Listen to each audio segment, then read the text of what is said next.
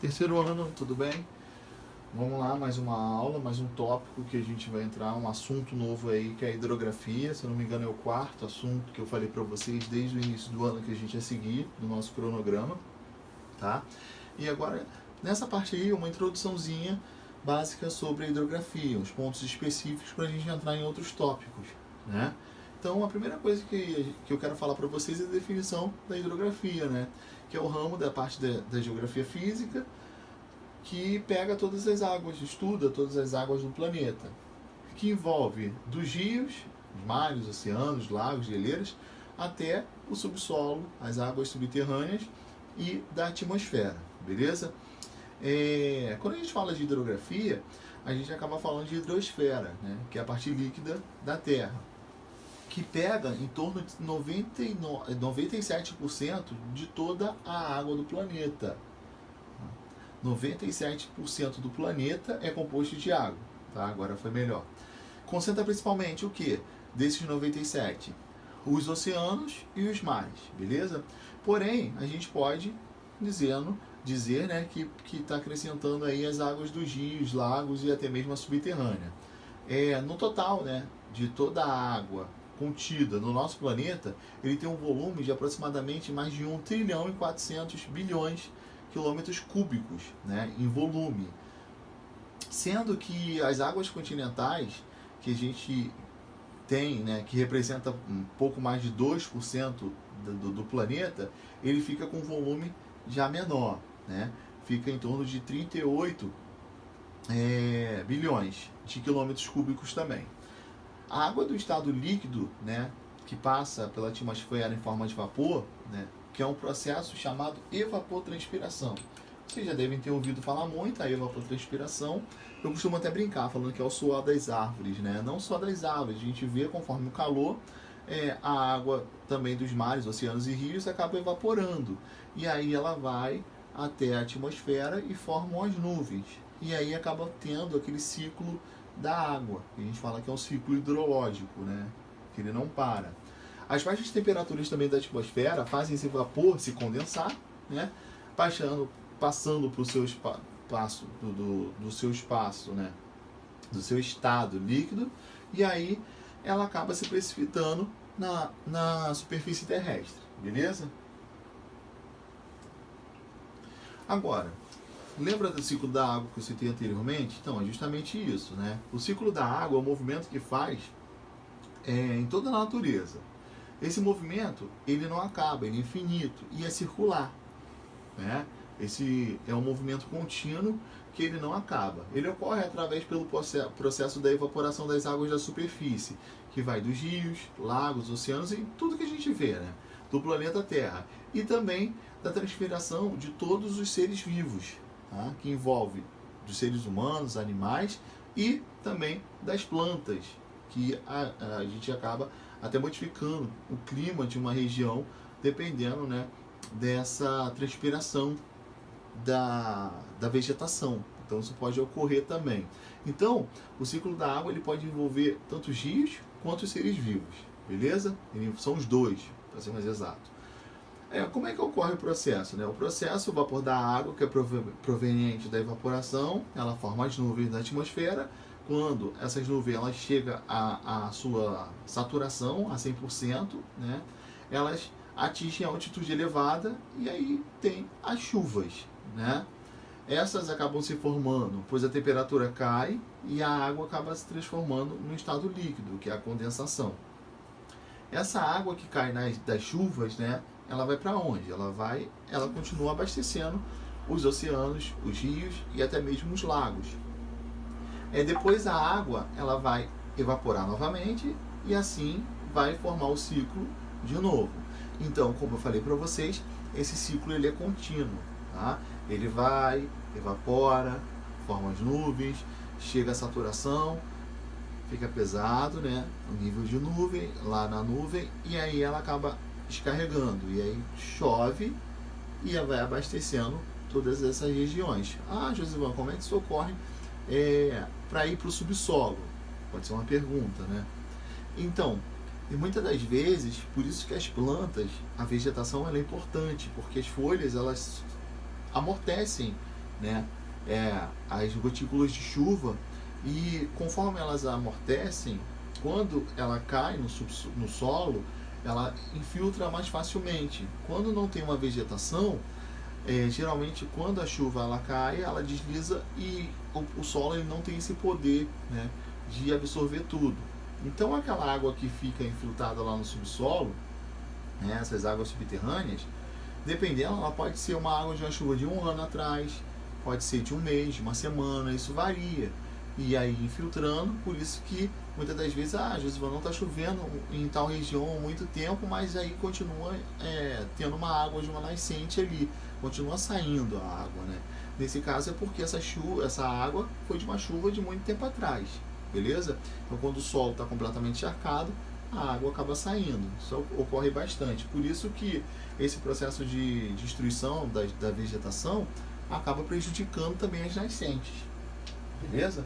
Então é um assunto aí que pode também surgir como dúvida e eu já acrescento para vocês. Aí o esquemazinho, né, do ciclo hidrológico, né, das águas, da vegetação, formam as nuvens, chega a saturação, entra na precipitação e aí escoa. Ela vai escoando, pode se filtrar para água subterrânea e abastecer um oceano ou até mesmo os rios, beleza? Então é esse processo aí que eu quero que vocês compreendam. Ele é infinito, ele não acaba. Outro assunto que a gente fala sobre hidrografia são as bacias hidrográficas aqui do nosso país, beleza? Eu peguei a melhor, para ser mais exato, divisão das nossas bacias. Então, a gente tem a bacia amazônica, que é a maior bacia do planeta. Temos a do Tocantins, a do Amapá, São Francisco, a do Leste, a do Sudeste, do Uruguai, do Paraná e do Nordeste. Beleza? Então, vocês observarem a localização de cada uma delas aí, né? Nesse mapa aí, vocês conseguem definir onde está cada um. Vamos lá, a primeira que eu vou falar para vocês é a bacia do Tocantins, né? Ela tem uma área um pouco superior a 800 mil quilômetros quadrados.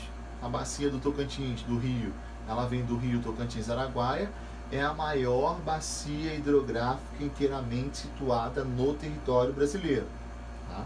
O Rio Tocantins, ele acaba nascendo, né, de dois rios, do Maranhão e do Paraná, lá em Goiás. Enquanto o Araguaia, ele ele acaba nascendo no Mato Grosso. E isso localiza-se, né, nessa bacia uma usina importante, que é a do Tucuruí, que fica no Pará, tá?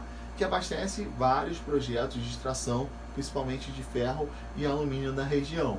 Então a gente já tem uma certa ideia da bacia do Tocantins, que ela pega mais essa outra porção aqui, ó, se vocês olharem mais aqui à frente. Beleza? Então, a bacia amazônica, que é a maior bacia hidrográfica do mundo, ela tem mais de 7 milhões de quilômetros quadrados. Ela pega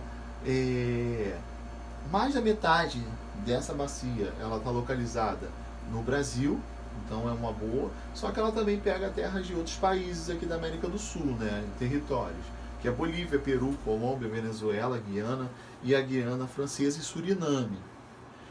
Seu rio principal é o Amazonas, ele nasce no Peru, tá? E quando entra no Brasil, ele passa a se chamar Solimões, beleza? Após esse encontro do Rio Negro, né, que fica próximo a Manaus, ele recebe o nome de Rio Amazonas. Então ele, por trechos, que a gente vai saber, né, o nome de cada um desses rios que acaba formando essa bacia, né? É uma coisa importante que vocês, eu não sei se está aqui eu não lembro se eu coloquei, mas veio na cabeça agora, o que é uma bacia hidrográfica, tá? Ela é composta de um rio principal e seus afluentes, então ela acaba sendo abastecida por esses afluentes, ou muitas das vezes até os seus subafluentes. Outra coisa importante é a bacia do Paraguai, tá? Ela é muito importante para a navegação, tá? Bastante utilizada no transporte de carga, principalmente. E então, ela acaba sendo um eixo importante entre os países do Mercosul. Tá? Suas águas banham as terras brasileiras, argentinas e paraguaias. Temos a do Paraná, que é uma região mais industrializada e urbanizada aqui do país, né? Na bacia do Paraná tem quase 1/3 da população brasileira, sendo os principais aglomerados urbanos de toda a região metropolitana de São Paulo, Campinas e também Curitiba. Tá? O Rio Paraná ele tem aproximadamente 4.100 quilômetros. Tem suas nascentes no sudeste, tá? Separando as terras tanto do Paraná, do Mato Grosso do Sul e também do Paraguai. Beleza? O Rio Paraná ele acaba tendo o principal curso d'água da bacia, mas também eles são muito importantes porque seus afluentes eles são formadores de Rio Grande, Parnaíba, Tietê, Paranapanema, né? Iguaçu, entre outros, vários outros rios aí. Essa bacia ela tem um potencial muito importante para hidrelétrica, beleza? E aí lá tem a maior usina hidrelétrica do mundo, porque é a usina de Itaipu, que fica no estado do Paraná, que foi um projeto que é muito interessante entre Brasil e Paraguai, né? Os dois deveriam usufruir, porque o custo foi dividido entre o Brasil e o Paraguai para a construção dessa bacia, sendo que o Brasil que utiliza a maior proporção, né? No contrato, 50-50% de utilização para cada um, sendo que o Brasil utiliza muito mais. Então, o que o Brasil utiliza do Paraguai, ele tem que pagar. Então, teve um probleminha há tempos atrás aí, porque o valor que o Brasil pagava para o Paraguai por utilizar a proporção paraguaia, né, da usina, era muito baixo. Só que o Brasil, em acordo, falou que era aquele valor, né? Então, teve um probleminha entre a construção dessa usina, porque quem aproveita mais é o território brasileiro, né? Bacia de São Francisco, né? Ele nasce em Minas, tá? Na Serra da Canastra, e ele pega Bahia, Pernambuco, Alagoas e Sergipe, tá? É o principal curso d'água do rio principal, né? O Rio São Francisco é o principal curso d'água dessa bacia, beleza?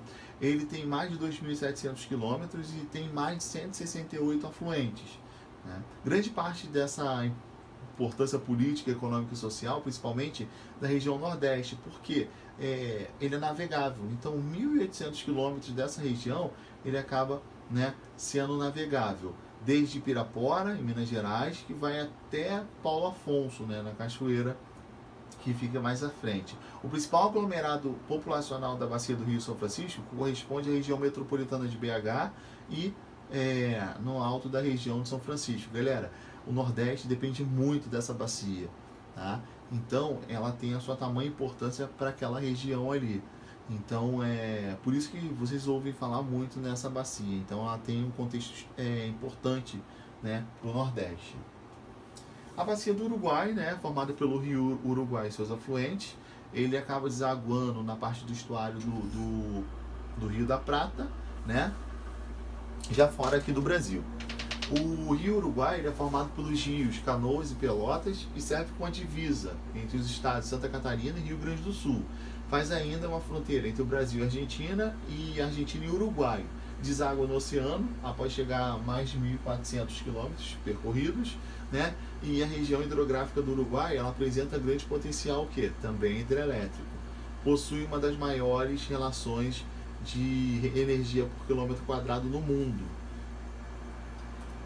Bacia do Leste, né? Assim como a Bacia do Nordeste, ela também tem diversos rios de grande porte e também de importância, né, em toda a região.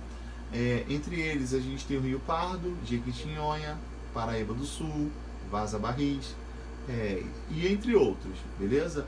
O Rio Parnaíba do Sul, por exemplo, ele está entre os estados de São Paulo, Rio de Janeiro e Minas Gerais, tá? Apresenta um longo percurso de diversos aproveitamentos hidrelétricos, cidades ribeirinhas, né, e de portes de indústrias importantes, como a Companhia Siderúrgica Nacional. Então, esse do leste aqui tem importância para a gente aqui do Rio de Janeiro e de alguns estados da região sudeste.